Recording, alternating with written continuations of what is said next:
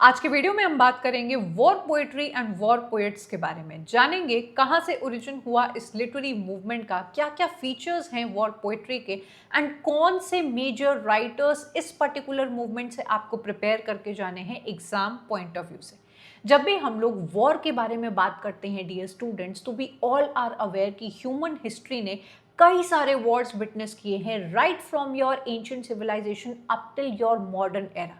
पर अगर मैं आपसे पूछूं कि इनमें से कौन से दो ऐसे वॉर्स हुए हैं जो कि सबसे ज़्यादा कैटास्ट्रोफिक एंड सबसे ज़्यादा डिस्ट्रक्टिव थे, तो you are going to take the name of first world war and the second world war.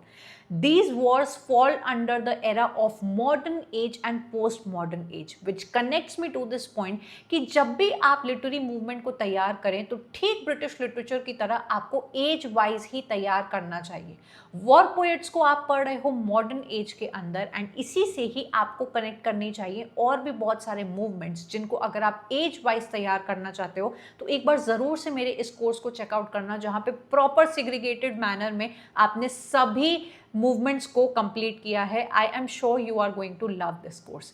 War poets नाम से हमें समझ में आता है were those group of early 20th century poets जो अपने lived experiences about warfare, about their direct experiences of the trenches के बारे में लिखते हैं, एंड उसी से आपका ओरिजिनेट करती हैं war poetry. They used to write about their own experiences that they lived in the First World War of 1914 से लेके 1918। आगे बढ़ने से पहले मैं आपको एक बात बता दूं कि फर्स्ट वर्ल्ड वॉर के आने से पहले वॉर को एक बहुत ही रोमांटिक वे में दिखाया जाता था, बहुत ही ग्लैमराइज वे में दिखाया जाता था, जहां पर वॉर पर जाना एक बहुत ही महान काम होता था।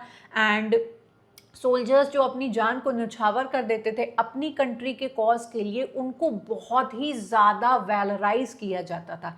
रिस्पेक्ट हमें आज भी है सोल्जर्स की, लेकिन फर्स्ट वर्ल्ड वॉर में जाने के बाद जब इन राइटर्स ने अपने खुद के एक्सपीरियंसेस बताए कि उन ट्रेंचेस में, उस वॉर जोन में जिस तरीके के हॉररफुल इंसिडेंट्स, गन की आवाज़ें एंड एक नो प्रॉपर रीजन के लिए मिलियंस ऑफ लाशों का बिछ जाना जब हमारे सामने आया, तो इनकी पोएट्री की वजह से लोगों के दिमाग में वॉर की एक रियलिस्टिक इमेज बनने लगी, जो कि पुराने टाइम की रोमांटिक वॉर इमेजरी से बिल्कुल अलग थी। सो जब आप वॉर पोएट्री को पढ़ें तो इस बात को याद रखिएगा कि इन वॉर पोएट्स ने वॉर को बहुत ही महान एंड ग्लैमराइज करके ना दिखा के stark reality, horrors, catastrophe, destruction दिखाया, जिसने लोगों के मन में सवाल खड़े कर दिए थे कि ये जो इतने सोल्जर्स मर रहे हैं, इतने घरों के बेटे, इतने घरों के फादर, हस्बैंड, ये जो हमेशा के लिए इस धरती को छोड़ के चले जा रहे हैं, वो किस पॉसिबल रीज़न के लिए अपनी जान को ख़त्म कर रहे हैं, इस पर एक सवाल उठने लगा था। So their poetry reacts against the pre-war romantic, patriotic and Victorian ideals of war, and instead they started showing the shock, the brutality, the disillusionment and the human cost of modern conflict। जब भी हम आज के ज़माने में भी दो देशों को लड़ते हुए देखते हैं तो उसमें किसका नुकसान होता है? इन सोल्जर्स का। They give up their life for a piece of land और for the governmental conflict, and this is really sad dear students कि हमारे मन में रिस्पेक्ट है हमारे सोल्जर्स के लिए, पर सोच के देखना कि क्या एक ऐसी दुनिया नहीं हो सकती है जहाँ पर कोई देश किसी दूसरे देश से एक पीस ऑफ लैंड के लिए ना लड़ाई करे एंड बेकार में ही हमारे सोल्जर्स ना हमारे जीवन से जाएं। ठीक है, प्री वॉर एक्सपेक्टेशंस जो हम लोग को पता लगती हैं वो ये थी कि जो अर्ली वॉर पोएट्री थी, जो एंशिएंट सिविलाइजेशंस में लिखी जाती थी या फर्स्ट वर्ल्ड वॉर से पहले लिखी जाती थी, वो बहुत ज़्यादा patriotic dialogues and patriotic imagery का इस्तेमाल करती थी, जो ऑफर करती थी कि वॉर पर जाना एक नोबल एक्ट है। उनके नोशंस को, उनके सैक्रिफाइस को बहुत ही रोमांटिसाइज करके दुनिया में दिखाया जाता था। एंड वॉर पोएट्री क्या करती है, जहाँ पर फर्स्ट वर्ल्ड वॉर के एक्चुअल एक्सपीरियंस अगेंस्ट किए गए जितने भी पोएट्स हैं वो बताते हैं कि भैया ये जो फ्रंट लाइन एक्सपीरियंस होता है वो बहुत खतरनाक होता है, आपकी रोमांटिक आइडियल से कहीं ज़्यादा खतरनाक एंड हॉरिफिक होता है।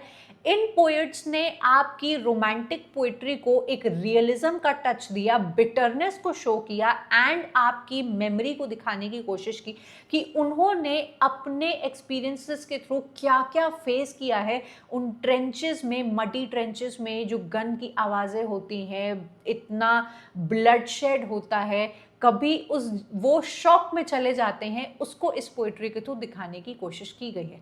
तो जब भी आप वॉर पोइट्री को पढ़ेंगे तो यू आर गोइंग टू सी कि पेट्रियोटिज्म वर्सेस डिसइल्यूजनमेंट को दिखाया गया है कि एक इंसान अपना एंकर नहीं खोज पा रहा है, वो समझ नहीं पा रहा है कि क्यों एक वॉर जैसी चीज़ को ग्लोरीफाई किया जा रहा है, आप क्यों नहीं दिखा रहे हो कि ये वॉर कितना खतरनाक है ह्यूमैनिटी के लिए and it must stop.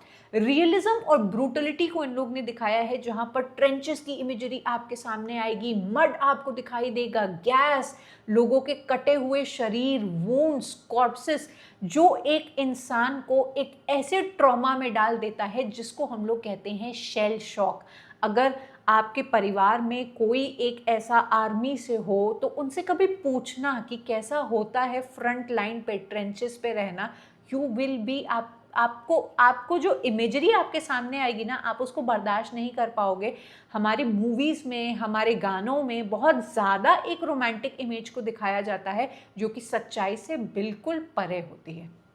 Personal voice को यहाँ पे दिखाया है कि किसी भी सेकंड पर्सन की कहानी या फिर किसी की याद पे कहानी या थर्ड पर्सन नरेटिव नहीं, वॉर पोएट्री आपकी फर्स्ट पर्सन नरेटिव में होती है, जहाँ पर खुद जिस पर आप बीती है उन वॉर्स में जाने के बाद वो अपने एक्चुअल एंड हॉरिफिक इंसिडेंट्स को कन्फेशनल स्टाइल में अपनी पोइट्री में उतार देता है।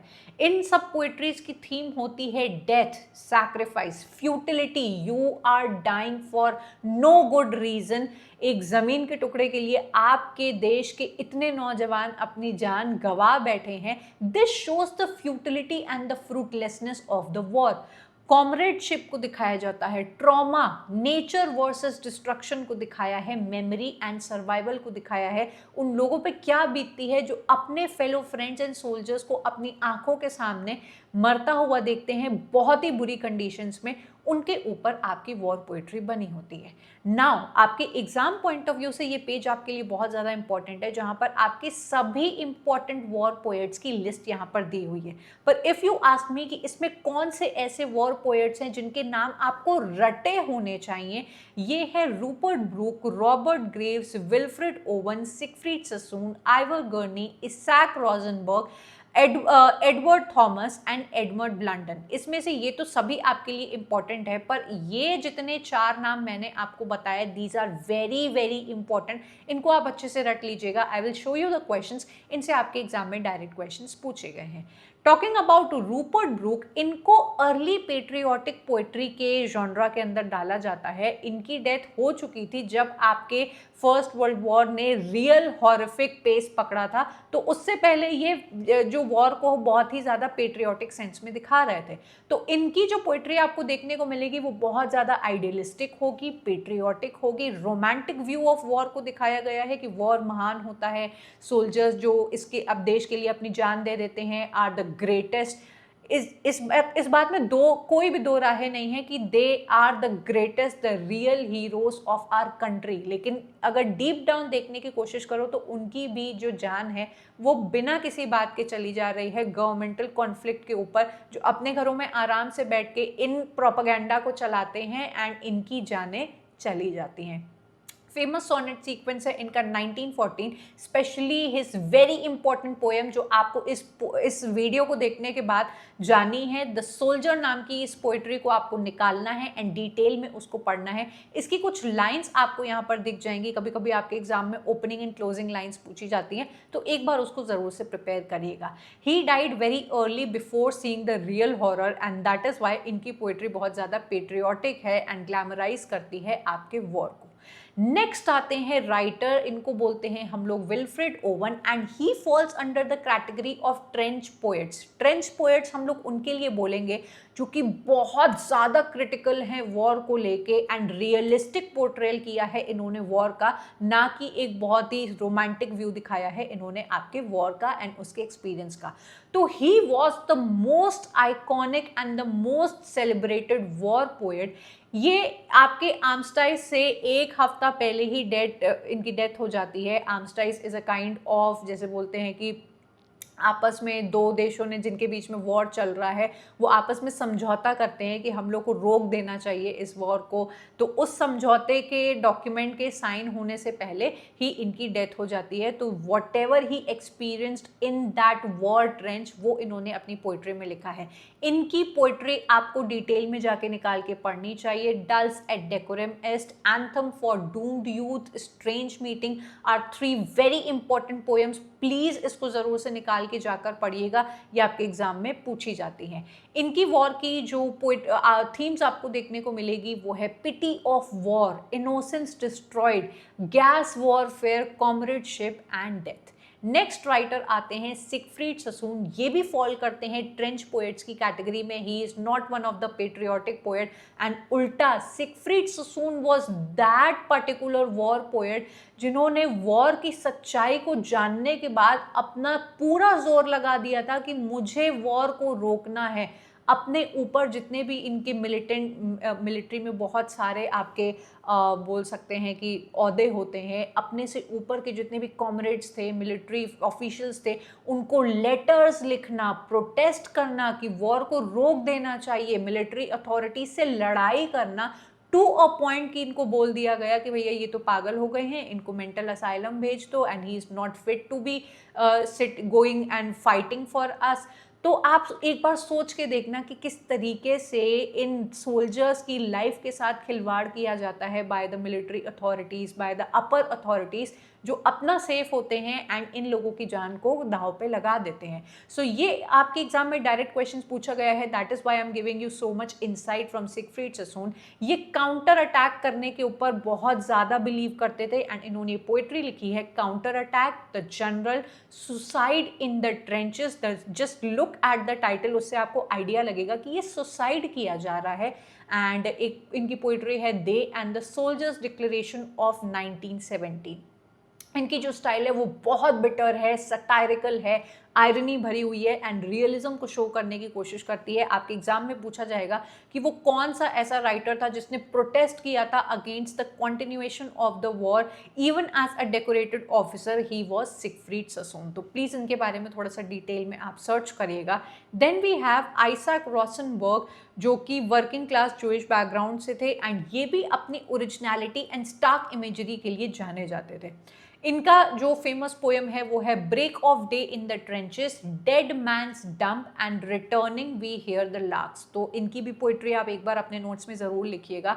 ये कंबाइन करते हैं आपके वॉर हॉरर्स एंड उसकी पोइट्री को एक थोड़ी सी लिरिकल टच देके, जो इनकी एक यूनिक थिंग बन जाती है। ठीक है, इसके बाद वर्ल्ड वॉर सेकेंड भी आता है, जिनके कुछ इंपॉर्टेंट पोइट्स के आपको नाम पता होने चाहिए, जैसे आपके कीथ डगलस हो गए, एलन ल्यूइस हो गए, एंड हेनरी रीड हो गए। बेसिकली मैंने आपको जितने 4-5 नाम बताए उनको अच्छी तरीके से याद रखिएगा। World war second world war one से भी ज़्यादा डिस्ट्रक्टिव था।